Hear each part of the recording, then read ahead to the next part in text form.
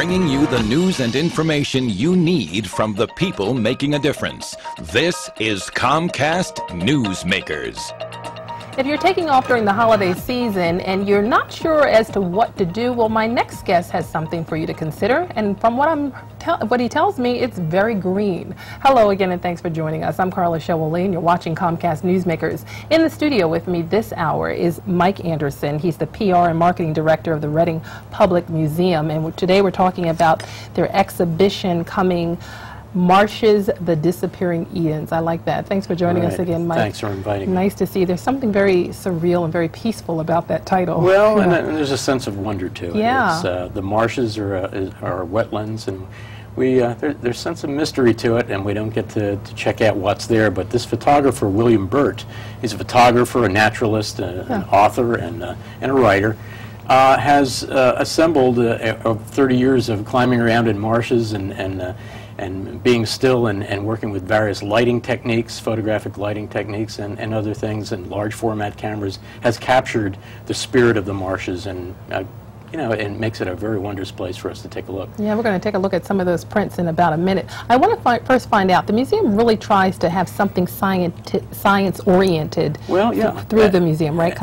Traditionally we have something going on as a science exhibit or something as an art exhibit, and this is another good way of combining both. The artistic, aesthetic quality to the photographs is one thing, and they're done with this museum quality, new kind of archival technique of inkjet with special inks.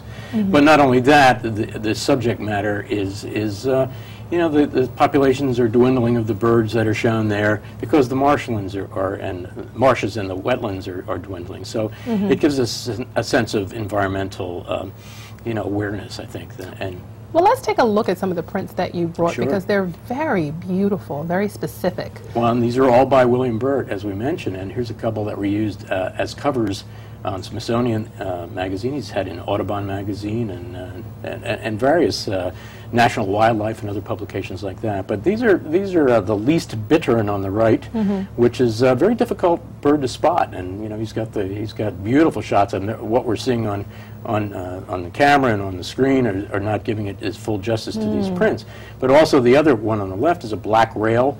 And these are in marshes in various states. And look at that. That is beautiful. Yeah, they're called Spartina tufts from Old Lyme, Connecticut, is where Mr. Burt comes from. And it's a form of cordgrass, but just the beautiful arrangements. And that's a king rail from, again, Old Lyme, Connecticut. And we've seen a big decline in the species, and there's some pictures, some photographs that are just excellent and show the beauty of these creatures. Right, so detailed. There's two shots there. One of them is sea pinks and Sparatina on the left from Maryland, Elliott Island, and salt grasses in early light on the right. So you'll not only see a lot of birds in this exhibit, you'll also see you'll see weather conditions, you'll see the flora and fauna of various things of the marshes.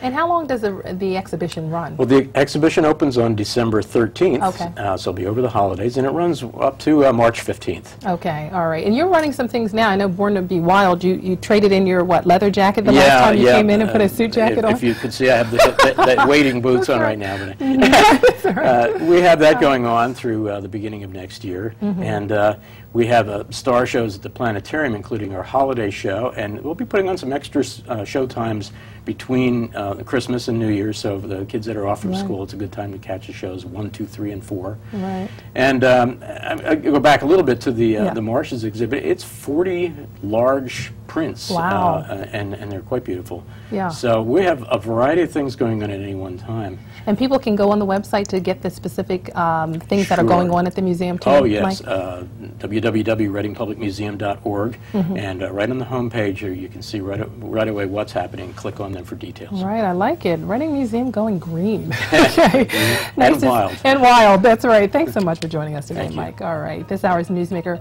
Mike Anderson. He's the PR and Marketing Director of the Reading Public Museum. I'm Carla Showell-Lee for Comcast Newsmakers. Thanks for watching.